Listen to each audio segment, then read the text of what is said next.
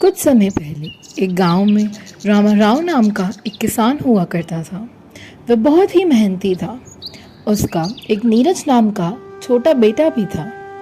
कुछ समय पश्चात उसके घर में एक बेटी हुई जिसका नाम निया रखा गया।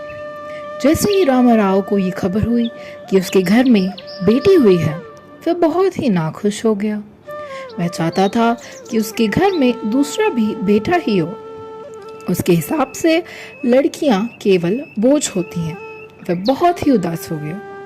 जैसे जैसे दोनों बच्चे बड़े होने लगे, रामाराव केवल नीरज को ही प्यार दिखाया करता था और निया से कोई मोह नहीं करता था। वह निया को हर बात का जवाब गुस्से में दिया करता था और डांट के भगा दिया करता था। वह नीरज के लिए हमेशा नए खिलौने और नई किताबें लाया करता था और निया को केवल नीरज के ही पुराने खिलौने और उसकी पुरानी किताबें दिया जाती थी। परंतु निया बहुत ही होशियार और साफ दिल की थी। वह अपने पिता का कभी बुरा नहीं माना करती थी और उनका सदैव आदर करती थी। परंतु नीरज बहुत ही बिगड़ैल और जिद्दी बन गया था। वह अपने पिता से गुस्से में बात किया करता था। कुछ समय बाद नीरज के कुछ दोस्त पढ़ने के लिए बाहर शहर चले गए, तो वो भी अपने पिता से शहर जाने की जिद करने लगा। परंतु रामाराव के पास इतने पैसे नहीं थे कि वो नीरज को बाहर भेज सके। पर नीरज की जिद के सामने उसको झुकना ही पड़ा। उसने अपने किसी साथी से कुछ पैसे उधार मांग के नीरज को बाहर शहर पढ़ने भेज दिया। निया को पढ़ने का बहुत ही शौक था। वह एक अध्यापिका बनना चाहती थी, परंतु रामाराव ने उसको मना कर दिया और कहा कि वो उसकी जल्दी ही शादी करा देगा।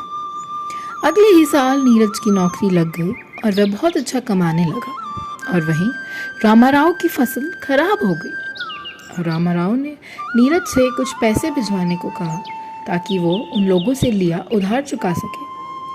परंतु नीरज ने उनको साफ मना कर दिया और कहा कि वो अपने लिए कमा रहा है और वो उनको नहीं देगा।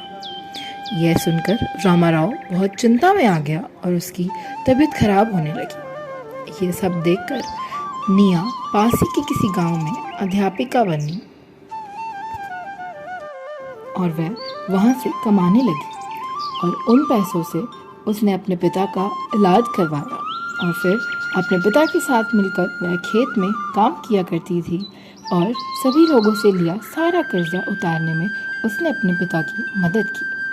तब रामाराव को समझ आया कि उसे लड़का और लड़की में कभी फर्क नहीं करना चाहिए था और अपनी बेटी को भी उतना ही प्यार देना चाहिए था।